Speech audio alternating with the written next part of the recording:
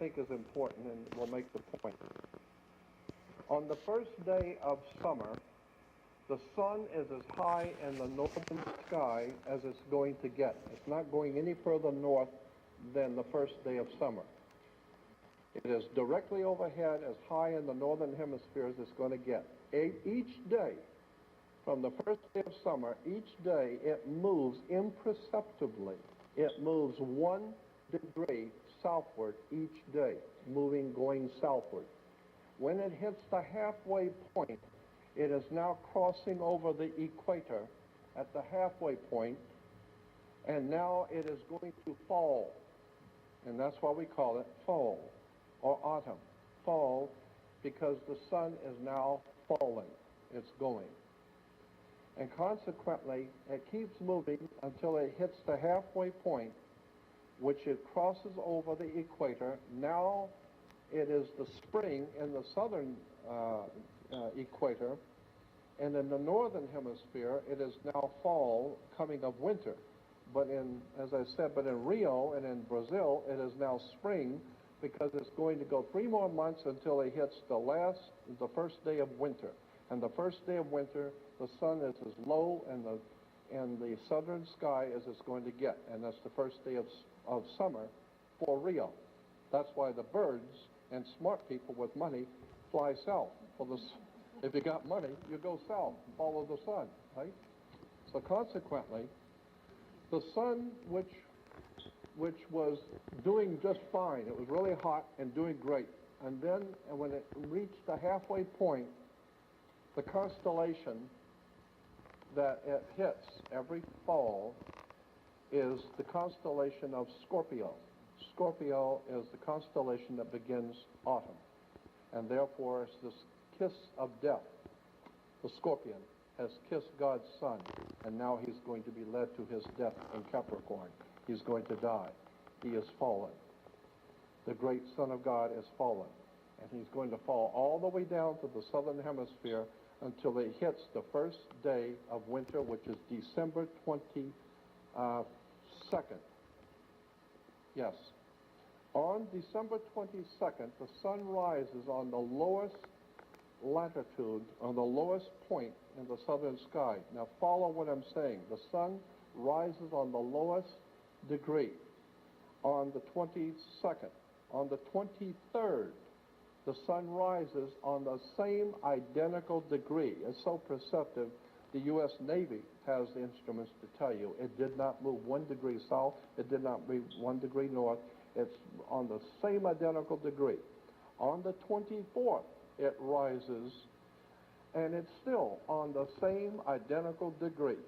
Therefore, the ancient Egyptians knew that, and they said God's son was dead for 3 days. But on the 4th day, which is December 25th, United States Navy devices will tell you that the sun moved 1 degree northward. 1 small degree northward. It's just enough, because the ancient people said anything that was dead for 3 days and has just moved 1 degree northward is born again. It's come back to life. Now it is on its way back to the northern hemisphere. And consequently, when it gets to the next quarter point, which is spring, and at spring it crosses back over the equator on its way back to, coming back to full grown and full into the northern hemisphere. Consequently, when you die today, we say the same thing the ancient Egyptians said. When someone dies, we say, grandmother passed last night, grandfather passed away, or uncle passed on. Always the word associated with death in the ancient world was passed. You passed last night. Grandmother passed on.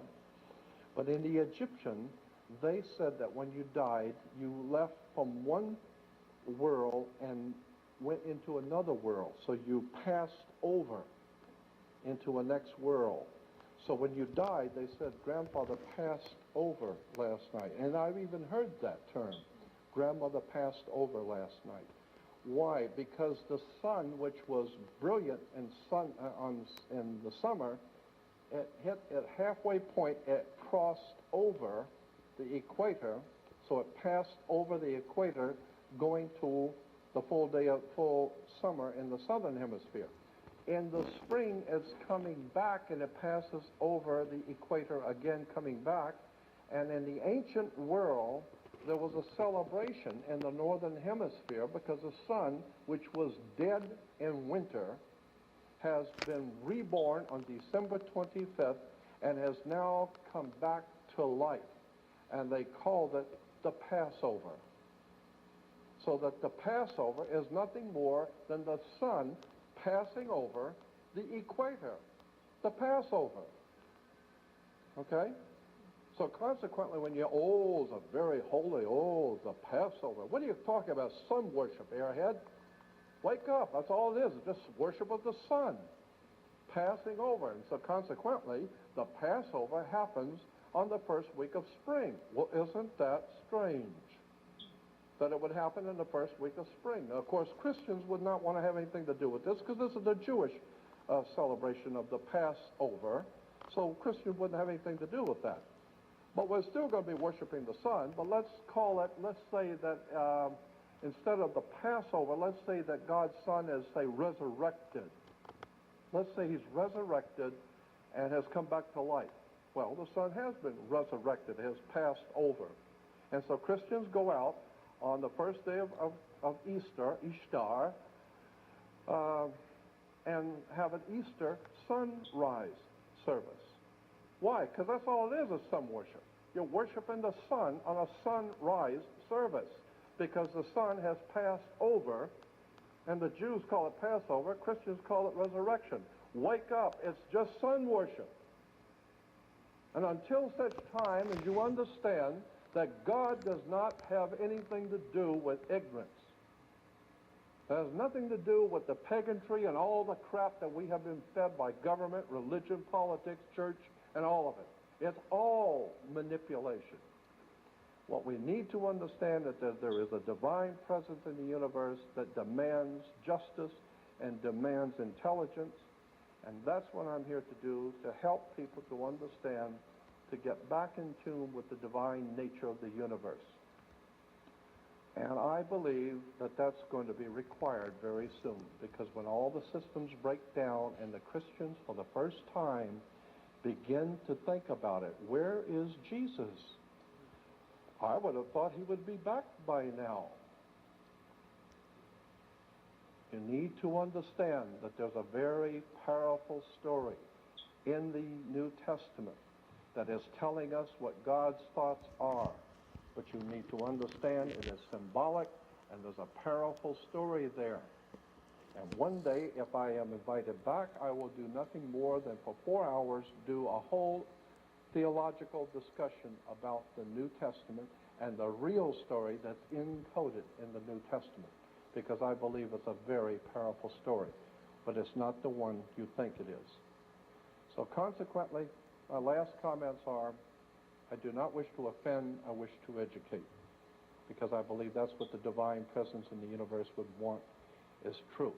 Know the truth and it will set you free. And I want to thank you.